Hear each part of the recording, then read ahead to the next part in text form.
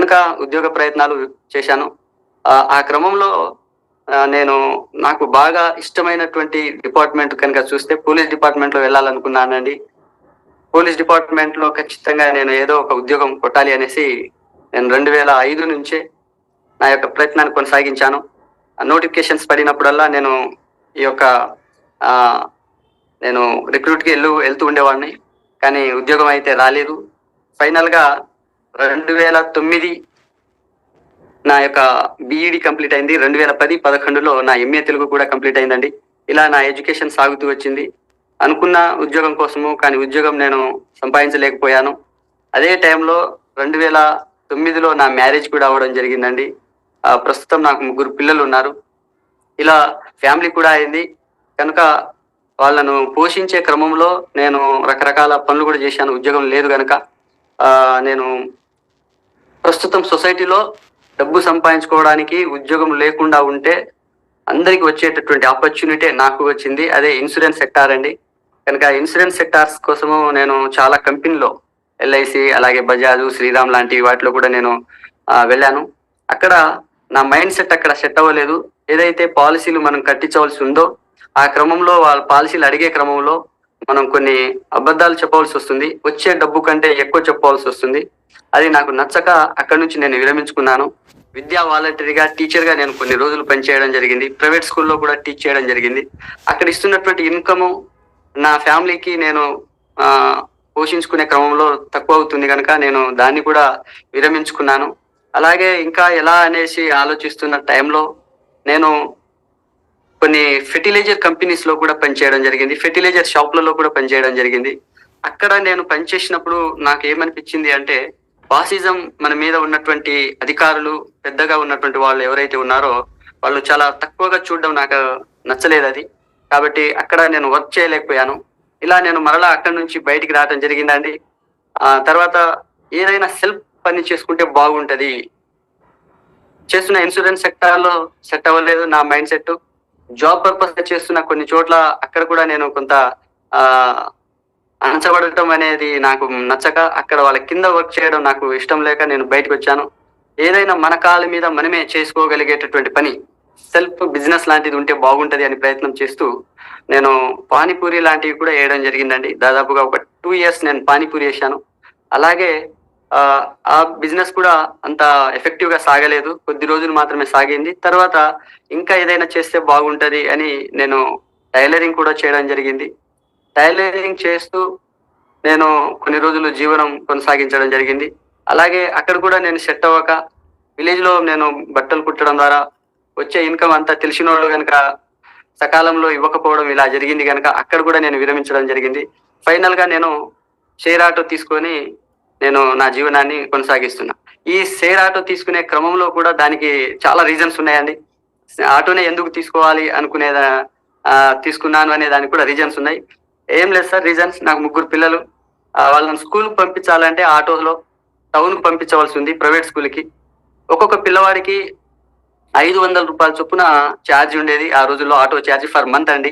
మరి ముగ్గురికి పంపించాలంటే నెలకు 1500 చొప్పున నేను కట్టవలసొస్తుంది. నెలకు 1500 సంవత్సరం మొత్తం మీద 10 నెలలు అంటే దాదాపుగా రూ. 15,000 నాకు ఛార్జ్ అనేది పడుతుంది. అప్పుడు నాకు ఒక ఆలోచన వచ్చింది. నా 3 పిల్లలకు ఇంత డబ్బు నేను కట్టే బదులు ఆటో నేను తీసుకుంటే బాగుంటది అని అనిపించింది సార్. కాబట్టి నేనే ఆటో తీసుకోవడం జరిగింది. ఆటో తీసుకొని నా పిల్లలతో పాటు ఇంకొక 10 మంది పిల్లల్ని చూసుకొని నేను ఆటో తోలుతూ ఉన్నటువంటి టైం అది. ఆటో తోలుకుంటూనే ఇంకా సైడ్ ఇన్‌కమ్ ఏదైనా ఉంటే బాగుంది అని అనుకుంటూ ఉన్న టైంలో నాకు ఇంకొక ఆపర్చునిటీ వచ్చింది. దాని పేరు ఐఎఫ్ఎల్ అంటారు. Life insurance agri producer company పాలసీలు కట్టించేది అది గూడా. దాన్ని గూడా నేను టేకప్ చేశాను. 2 ఇన్‌కమ్ ఉంటేనే ఏదైనా లైఫ్‌లో బాగుంటదని దాన్ని నేను టేకప్ చేస్తూ, అలా నేను పాలసీలు మళ్ళా కట్టిస్తూ ఆటో తోలుకుంటూ ఉన్నటువంటి టైం సార్ అది. అలా నేను వెళ్తున్నప్పుడే మా క్లోజ్ ఫ్రెండ్ రమేష్ గారని, ఆయన ప్రెజెంట్ వెస్టీజ్‌లో ఉన్నారు. మా అప్లైనర్ ఉన్నటువంటి సర్వన్ సారు తనకు ఐడీ ఇవ్వడం జరిగింది. ఆయన తనకున్న కొన్ని ప్రాబ్లమ్స్‌ను బట్టి సప్లిమెంట్స్‌తో పాటు హోమ్ ప్రొడక్ట్ వాడాడు. వాడినందుకు ఆయన కొద్దిగా రిజల్ట్ చూశాడు. ఆయన నాకు చాలా క్లోజ్ గనక, ఆయనకు కూడా ఆటో తోలేవాడు గనక, నేను తన దగ్గర పాలసీ కోసమే ఎళ్ళడం జరిగింది. కేవలం నేను పాలసీ అడగనికి వెళ్ళాను. అయితే నేను పాలసీ క్రమంలో ఆ యొక్క బిజినెస్ ప్లాన్ నేను ఆయనకు ఇంట్రడ్యూస్ చేస్తూ ఉన్నప్పుడు ఆయన విని, సార్ ఫైనల్ గా చెప్పాడు, తమ్ముడు నువ్వు ఎక్స్ప్లెయిన్ చేసింది నాకు చాలా బాగా నచ్చింది. నీకు ఇక్కడ ఎంత వస్తుంది ఏంటి అనేది నాకు తెలియదు, కానీ నేను ఇంకా దీనికంటే అద్భుతమైన ఆపర్చునిటీ నేను నీకు ఇవ్వాలనుకుంటున్నానని ఆయన చెప్పాడు. నాకు కొద్దిగా మంచిగా అనిపించలేదు. నేను పాలసీ కోసం వచ్చాను, మీరు నాకు ఇంకో ఆపర్చునిటీ అంటారు, ఏంటి ఇది అంటే, ఏం లేదు, వెస్టీజ్ అనే కంపెనీలో హోమ్ ప్రోడక్ట్ ఉంటాయి, వాడాము, నాకు చాలా బాగుంది అనేసి ఆ ప్రొడక్ట్స్ డబ్బాలు, హెయిర్ ఆయిల్, హెయిర్ షాంప్స్ అవన్నీ కూడా చూపించాడు. ఇవన్నీ చాలా బాగుంది. టూత్ పేస్ట్, టూత్ బ్రష్లు చూపించాడు, సోప్స్ చూపించాడు, ఇవి చాలా బాగున్నాయి. ఈ ఈ బిజినెస్ లో కొంతమంది టీచర్స్ ఉన్నారు, కానిస్టేబుల్స్ ఉన్నారు. టీచర్ రిజైన్ చేసి కూడా వాళ్ళు ఇక్కడ బిజినెస్ ని తీసుకున్నారు. వాళ్ళు మంచి డబ్బులు తీసుకొని కార్లలో ఎంజాయ్ చేస్తున్నారు, లక్ష రూపీస్ ఎర్నింగ్ చేస్తున్నారు అని వాళ్ళ గురించి చెప్పడం జరిగింది. అయితే నేను పాలసీ కోసం వచ్చాను బ్రదర్, నాకు పాలసీ ఇస్తారా లేదా అంటే ఆయన ఫైనల్ ఒకటే చెప్పారు, సార్ పాలసీ నీకు ఖచ్చితంగా ఇస్తా, కానీ ఈ బిజినెస్ ప్లాన్ నువ్వు విను, నీవు ఖచ్చితంగా దీన్ని కనుక టేకప్ చేయగలిగితే నువ్వు ఇక్కడ సంపాదించే దానికంటే ఇక్కడ ఎక్కువ సంపాదించుకోగలుగుతావు, అలాగే హెల్త్ కూడా నీకు లేదు అని నాకు చెప్పాడు ఆయన. నిజానికి నేను ఇంకొక విషయం మీకు చెప్పాలి సార్, 2009లోనే నాకు మేజర్ ఆపరేషన్ అనేది జరిగింది. యాక్సిడెంట్ గా ట్రాక్టరే నా మీద పడిపోయింది సార్. అలా ట్రాక్టర్ నా మీద పడడం ద్వారా, చాలా వెయిట్ ట్రాక్టర్ ఇంజన్ నా మీద పడిపోవడం ద్వారా పేగులు అనేవి డ్యామేజ్ అయినవి. దాదాపుగా ప్రతి మనిషిలో పేగులు, పెద్ద పేగు 7 మీటర్ల పొడవు దాకా ఉంటుందంట. అందులో దాదాపు 2.5 మీటర్ల పేగు తీసివేయడం జరిగింది నా పొట్టలో నుంచి.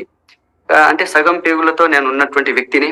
2009 సార్, 2009 నుంచి 2020 వరకు హెల్త్ పరంగా నేను చాలా వీక్ గా ఉన్నాను. అంత సివియర్ మేజర్ ఆపరేషన్ అయింది. పొట్ట ఇక్కడ నుంచి దాదాపు చాలా కోసేసి ఉంటుంది. అలాగే లంగ్స్ సైడ్ కూడా నాకు ఆపరేషన్ జరిగింది, 2 ఇరుపక్కల కూడా ఆపరేషన్ జరిగింది. ఇలా చాలా మేజర్ ఆపరేషన్ జరిగి నేను చాలా సిక్ గా ఉన్నాను. 11 ఏళ్ళు నేను గ్యాస్ట్రిక్ తో విపరీతంగా బాధపడ్డాను సార్. ఈ గ్యాస్ట్రిక్ అనేది అసలు తగ్గట్లేదు. ఈ భూమి మీద ఎవరైనా గ్యాస్ట్రిక్ తో బాధపడ్డారు అంత సివియర్ గా అంటే నేనే అని చెప్పొచ్చును. అంత సివియర్ గా నేను గ్యాస్ట్రిక్ తో బాధపడ్డాను సార్. దీనికి విరుగుడుగా మా ఫ్యామిలీలో కొంతమంది డాక్టర్స్ ఉన్నారు. నా మేనల్లుడే మెడికల్ సర్జన్ గా ఉన్నారు సార్. తాను కూడా నా రిపోర్ట్ చూసి రీ ఆపరేషన్ జరిగే అవకాశం ఉంటుంది రెగ్యులర్ గా పెయిన్ వస్తే అని అందులో ఉండడం ద్వారా నన్ను తన హాస్పిటల్కి పిలిపించుకొని కంప్లీట్ టెస్ట్ చేసి ఫైనల్ గా కంక్లూజ్కి వచ్చారు, కేవలం ఇది గ్యాస్ట్రిక్ పెయిన్ మాత్రమే అని చెప్పి చాలా ఖరీదైన మెడిసిన్స్ ఇవ్వడం జరిగింది సార్. ఆ ఖరీదైన మెడిసిన్ వాడినప్పటికీ నా గ్యాస్ట్రిక్ తగ్గలేదు. గ్యాస్ట్రిక్ పెయిన్ వచ్చేటప్పుడు నేను చాలా సఫర్ అయ్యేవాడిని. నేను పడుకునేటప్పుడు ఇంకా ఎక్కువగా పెయిన్ అనిపించి, మంట అనిపించి పడుకోకపోయేవాడిని. ఇలా వీల్ చైర్ లో కూర్చొని గడిపిన రాత్రులు నా జీవితంలో లెక్కలేవు సార్. అలాంటి స్థితిలో నేను ఉన్నటువంటి వాడిను.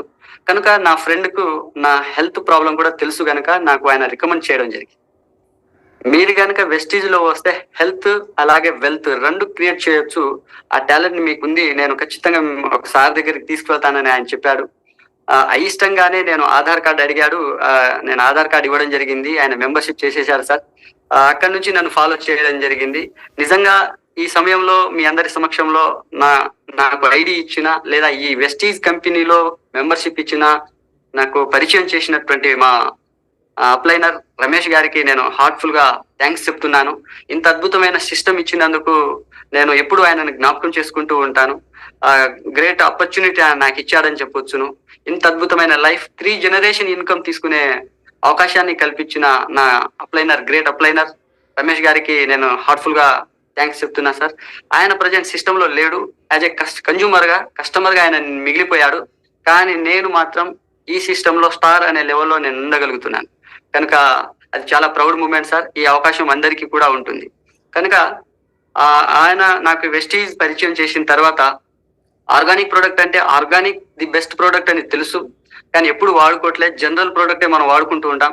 కొత్తది కదా ఏమవుతుందో అనే ఒక భయం ఉంటుండే. ఫైనల్ గా నేను ఎలాగైనా ఆయనను వదలక తీసుకువెళ్ళాడు సార్. ఆయన స్టోర్కి తీసుకెళ్తే స్టోర్ క్లోజ్ ఉండే, కొత్తగూడెం టౌన్ కి తీసుకెళ్లాడు. స్టోర్ క్లోజ్ ఉండడం కారణాన్ని బట్టి సర్వన్ సారు తనకు బాగా క్లోజ్ గనక సార్ ఫోన్ చేస్తే ఇంటికి వచ్చేయండి అని చెప్పారు. సర్వన్ సార్ ఇంట్లో అలాగే సర్వన్ సార్ అప్లైనర్ గా ఉన్నటువంటి శ్రీనివాస సారు, వాళ్ళిద్దరు కూడా గార్లా ఫీల్డ్ కోసము వాళ్ళిద్దరు రెడీ అవుతూ ఉన్నారు. చెరో 2 కార్లు పెట్టుకొని ఉన్నారు. నేను అక్కడ చూసినప్పుడు చాలా షాక్ అయ్యాను సార్. అది నా లైఫ్ లో మర్చిపోలేనటువంటి ఒక గొప్ప రోజు సార్ అది. 2020 మే 27 సార్ ఆ రోజు డేట్. మార్నింగ్ ఒక 9:30 ఆ టైంలో నేను మీట్ అవ్వడం జరిగింది.